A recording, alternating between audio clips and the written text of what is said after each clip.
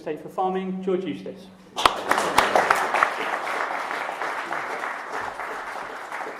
Well, thank you very much, and a big welcome to all of you here, and many thanks for the number of colleagues I know who had a photo before and have rushed up Whitehall to be here. I regard myself as pro-European. I like the idea of countries cooperating together, and after the terrible events in Brussels yesterday, we should stand shoulder to shoulder with Belgium and other partners to confront terrorism.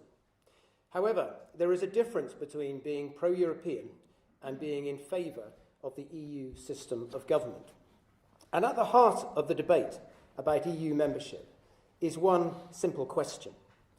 Is it better to have control and the ability to decide, or is it better to exchange that control for a seat at a table where you may sometimes have some influence?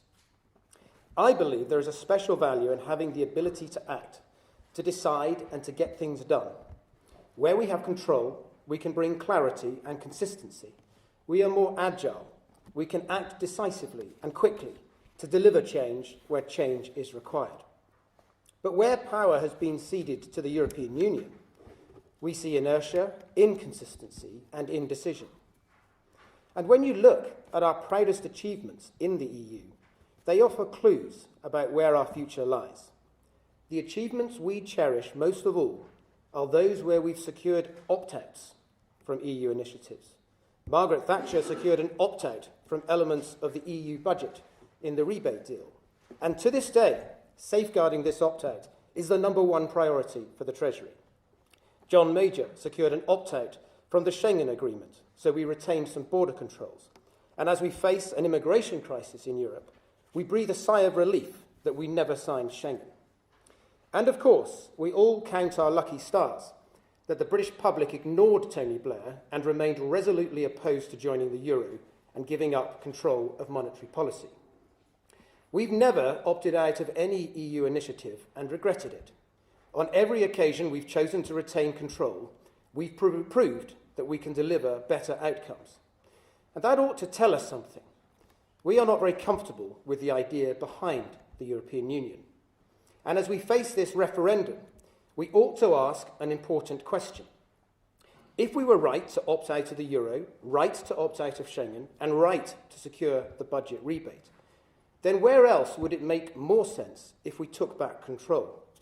What are the areas where we should have had an opt-out but didn't manage to get one?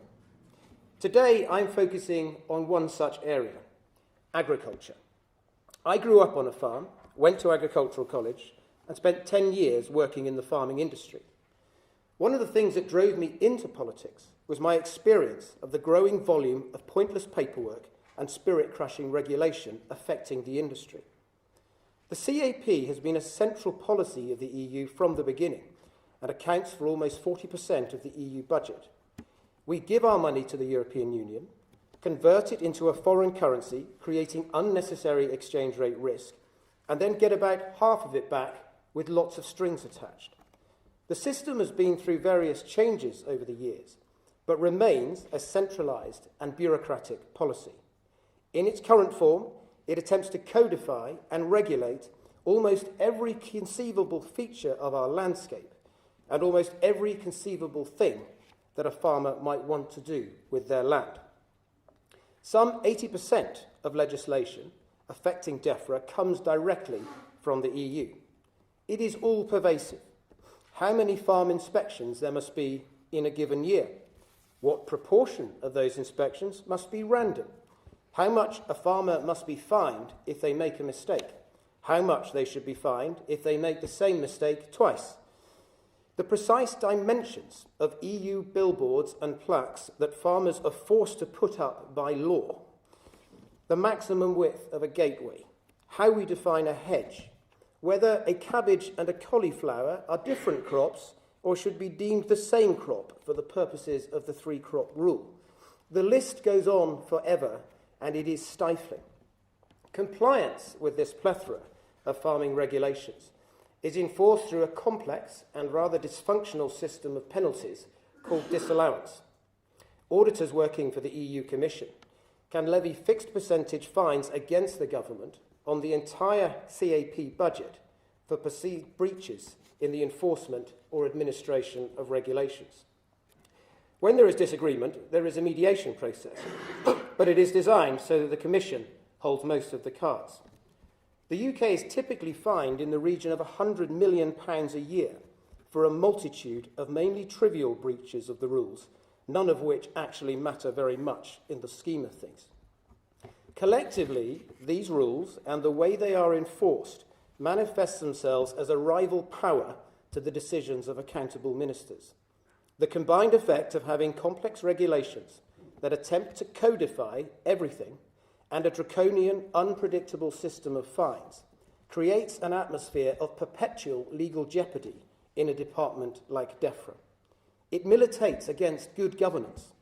Every farming minister is condemned to hear the words disallowance risk every day of their working lives. No one knows where they stand because there is such a morass of rules, and it all depends on what a particular auditor on a given day might retrospectively decide.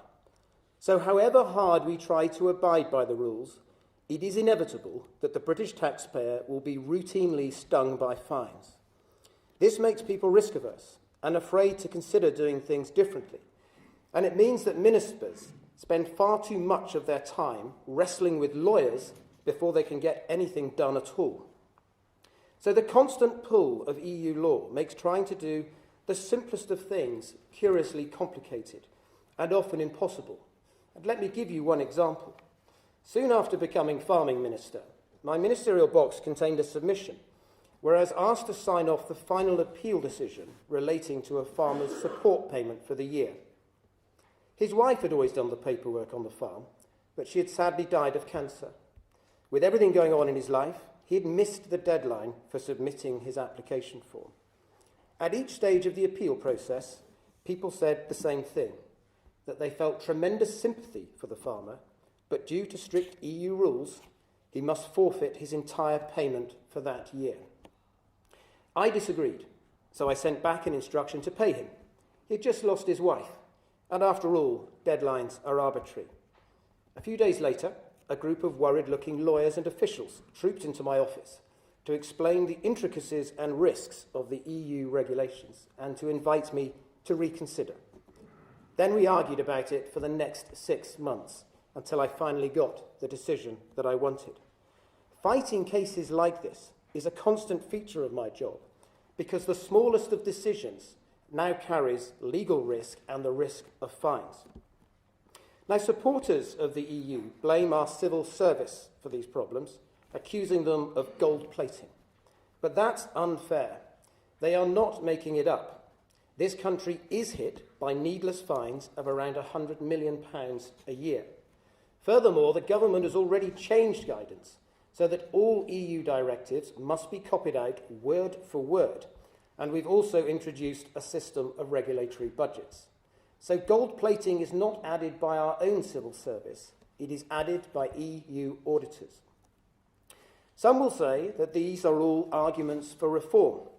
However, when you have 28 member states, each with completely different agricultural structures, and each with a totally different political makeup, coherence will never be a strong point of a common agricultural policy. In addition, many regulations are just made unilaterally by the European Commission through delegated acts, so we have no influence anyway. And since the Lisbon Treaty, even if you can get agreement with other countries, the European Parliament then pipes up with a list of demands of its own. The EU doesn't do bold change. You just can't get things done. So I believe that after decades of chasing our tail in the quest for reform, it is time to face a simple truth. The very concept of a pan-European legal system that tries to codify and regulate everything related to agriculture is fundamentally flawed. I see exceptional talent and expertise within DEFRA, but it is constrained and hindered by the European Union. Rather than being free to develop fresh ways of doing things, our policy officials spend their days fretting about whether they are complying with this or that regulation. It is time to change the way we do things. In recent months, I've been asked about a plan B for agriculture, should we vote to leave. I have some ideas of my own, which I will explain shortly. However, there is one important change that a vote to leave would deliver.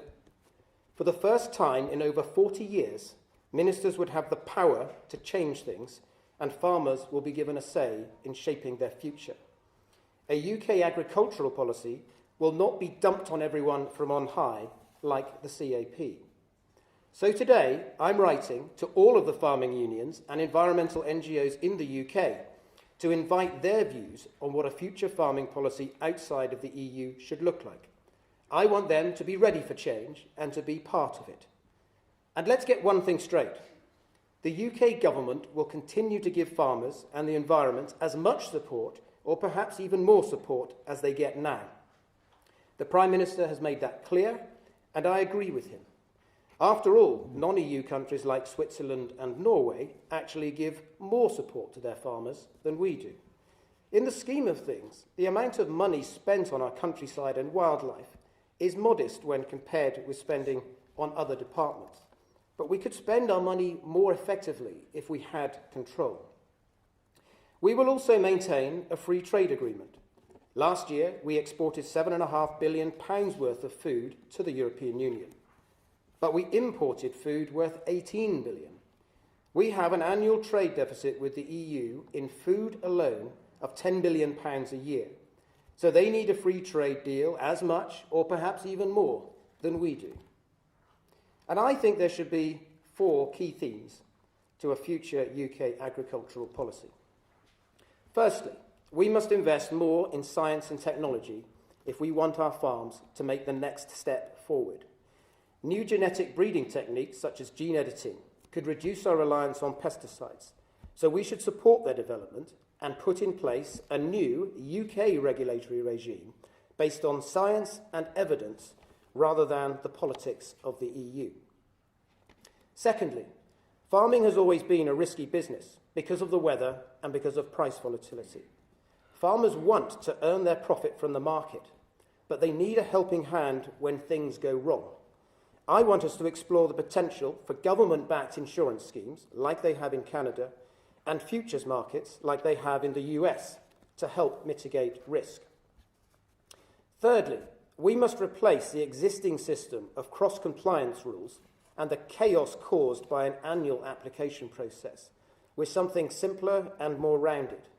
And I'm interested in exploring a new farm area payment which rewards any farmer who signs up to privately operated, UCAS-accredited schemes that promote basic measures to deliver environmentally sensitive farming. And finally, to promote improved wildlife habitats and higher animal welfare standards, we would put in place a scheme similar to the environmental stewardship scheme we have now, but we would make it simpler, and we would broaden its remit so that the scheme also includes measures to improve and enhance animal welfare. In conclusion, if we vote to leave and take control, there would be no such thing as EU law. The ECJ would have no jurisdiction in the UK. There would be no more EU auditors telling us what we can and cannot do. Ministers and their civil servants would be free to start thinking policies through from first principles. We could pilot new ways of doing things, and we could actually deliver the change that British farming craves. I believe that if this country votes to leave on the 23rd of June, and in 5 years' time, the only question people will ask is why we didn't do it sooner. Thank you.